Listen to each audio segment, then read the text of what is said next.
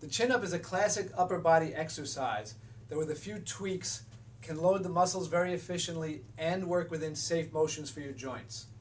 Unfortunately, in practice, between sloppy performance and some curious joint positions in the name of variety, a bad chin up can really wear on your shoulder. First, we'll look at how to do a chin up congruent with proper muscle and joint function, and then we'll explain some of the biomechanics behind each step. Okay, step one, about a shoulder width grip with either a parallel or partially supinated hand grips. 2, pull your shoulders away from your ears. Third, lean or arch back. Now you're ready to start. 4, as you pull, allow a slight crunch at the top. Stop when your chin passes your fists. And as you lower, don't bounce out of the bottom. The first step, the shoulder width grip. The issue isn't with the hands, it's with the path of the upper arm. So try this. Turn your palms up and hold your elbows in tight and start to raise your arms overhead. You're okay up to about 90 degrees and then it gets tight in the shoulder. In order to go higher, you have to internally rotate and then it releases. What happens is, up to about at 90 degrees, the ligaments bind. So if the weight or your body weight pulls your arms overhead, you're stretching ligaments, not muscle. This isn't good because shoulder laxity gets fixed by surgery. Now if you go behind the neck, or with an especially wide grip, your arm has to move into external rotation. The lats connect your pelvis to the front of your upper arm. So in addition to doing shoulder extension, it also does internal rotation along with the pecs and that part of the rotator cuff. Now there's no big back muscle to help with external rotation, so that part of the rotator cuff strains against the bigger lats and pecs as well as the other part of the rotator cuff. Now if you split the difference, if instead of being fully abducted, externally rotated, or in full flexion, if you split the difference in the 3/4 plane, you have no big ligament binding and no conflicting muscle action. That should determine your grip width, literally the path of least resistance, so that you can concentrate on the muscle work and not on fighting your own joints.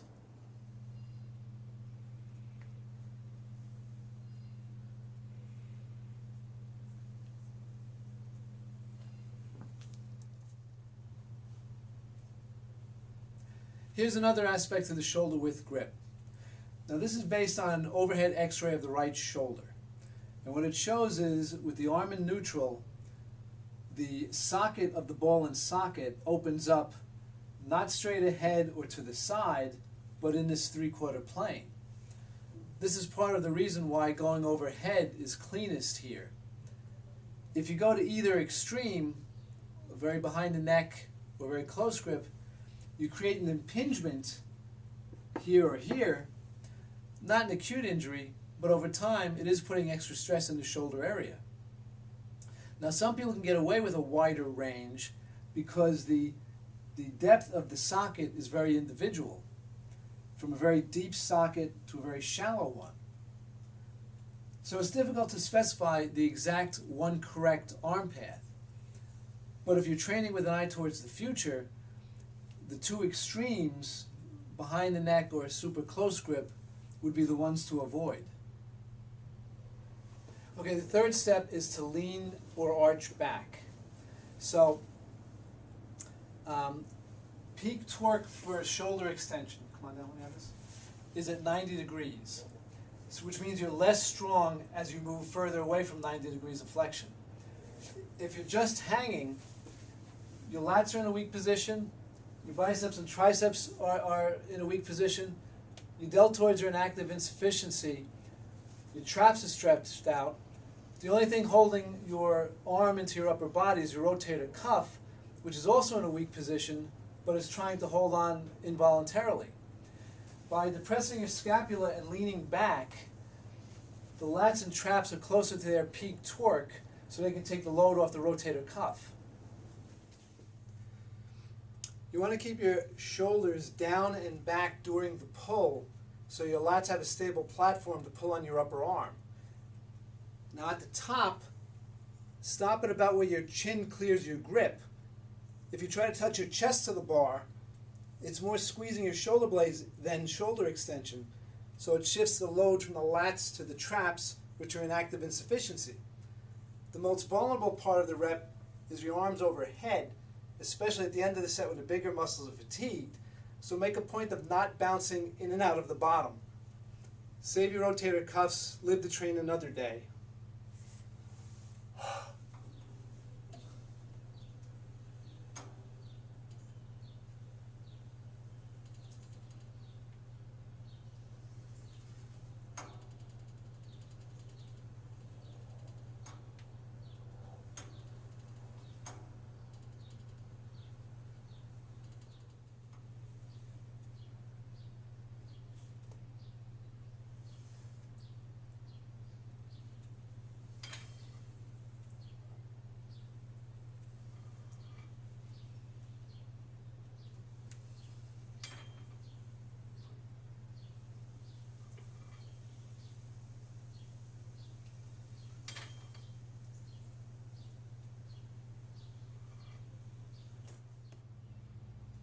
If you're not ready for bodyweight chins, pull downs, machine assists, or negative chins, mimicking the same postures and movements, do the same thing.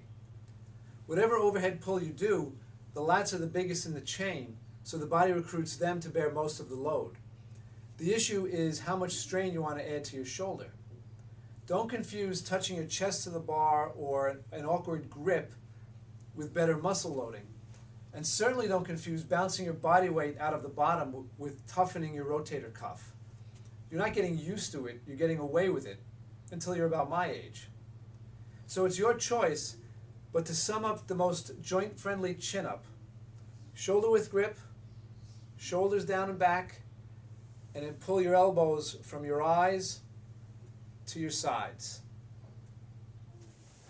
Yes, yes, you're muscular.